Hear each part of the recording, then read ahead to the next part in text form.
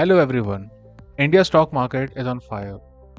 In just 1 month, more than 40 companies have lined up to raise money through initial public offering, that is IPO frenzy. We haven't seen in years. At the center of attention is the Tata Capital, aiming to raise a massive 17,000 crore rupees, making it one of the most talked about issues of the season. But Tata isn't alone, from fintech giant Groww to household names like Snapdeal, FabIndia, Zepto, Boat, and even Flipkart. A wave of companies are preparing for their market debut. The question is on every investor's mind is clear. Is this truly a golden opportunity for the retail investors, or are we walking into another bubble just like Paytm's flop show back in 2021? One thing is certain that India's IPO market in 2025 is set to redefine the way the investors look at the market this year.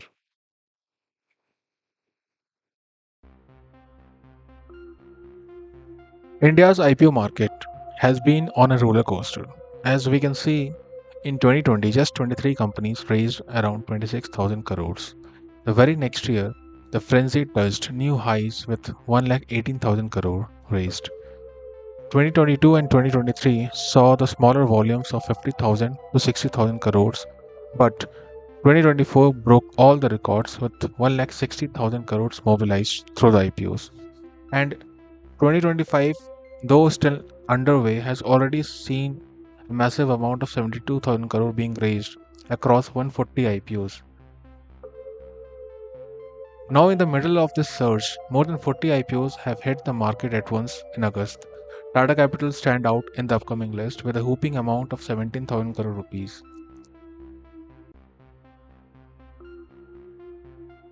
OYO is expected to file its DRHP seeking a valuation of $7 to $8 billion.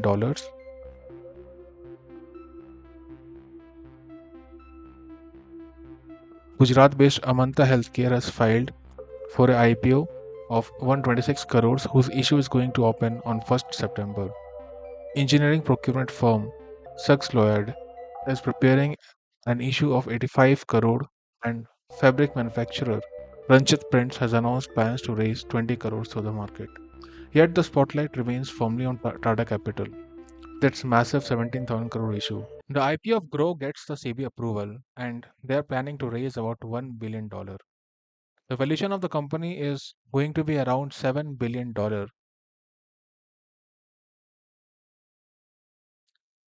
Now, Reliance Industries is planning to list Geo Infocom by first half of 2026 in the landmark IPO, which will unlock the value of the India's telecom giant.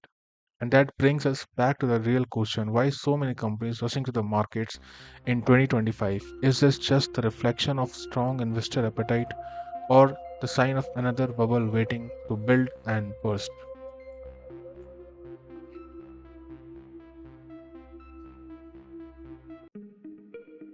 So, the first reason being liquidity, the most powerful driver.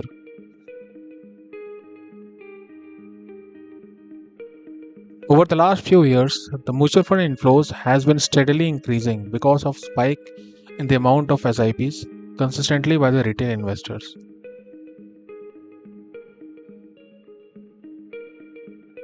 And a large part of this has been invested in the equity schemes. More and more Indians are now investing through SIPs, and the data shows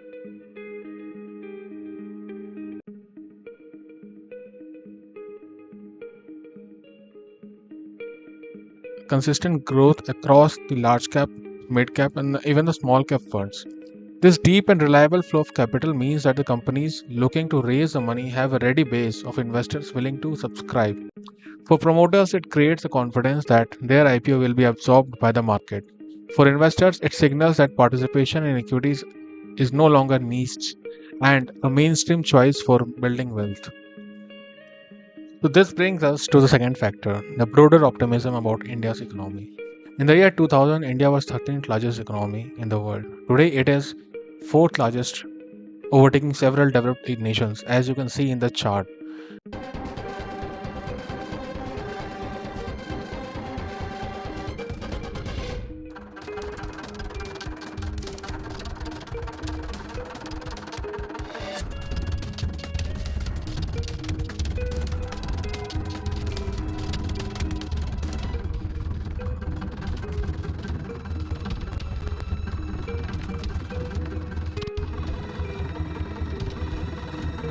This remarkable journey has strengthened the belief that India is not just a fast growing market but a structural growth story for decades to come. Rising consumption, strong corporate earnings, and deeper financial markets have all contributed to this confidence, making the IPOs appear both timely and attractive.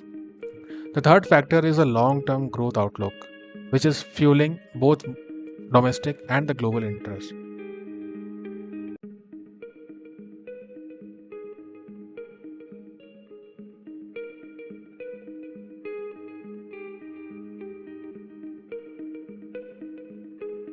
India's GDP could touch $21.7 trillion by 2030 and even rise as high as $34 trillion by 2038, potentially making the India the second largest economy in the world. With a median age of 29 years, high savings, investment rates, and declining government debt to GDP, India is well positioned to outperform. Now, the India is fourth largest economy with $4 trillion GDP in 2025. In future, China may be facing challenges with the aging population and the rising debt.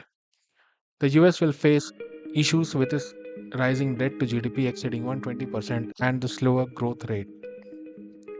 Structural reforms such as rationalization of GST, UPI driven financial system, and the production linked incentive schemes are strengthening the Indian economy. India is expected to become the third largest economy by 2028, surpassing Germany. For companies, this is the perfect moment to expand their businesses and raise the capital for private equity investors, promoters.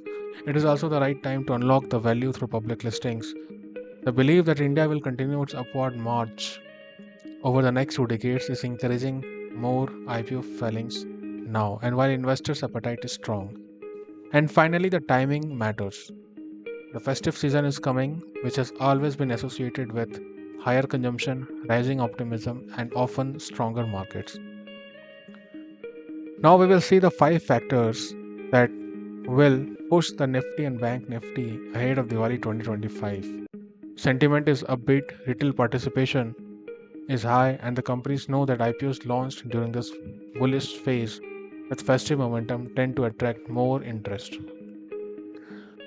Well, the first factor is Trump tariff. If Trump tariff is withdrawn, it could bring significant relief to the markets and potentially push them to new highs. Experts believe that such a move could encourage foreign portfolio investors to return in large numbers. Second is GST reliefs. PM Modi's 15 August announcement of next generation GST reform is seen as a potential game changer for the economy. Despite good monsoons in the recent years, discretionary spending has remained weak, making this report and reform timely. By boosting disposable incomes, it is expected to spur consumption and drive corporate earnings growth.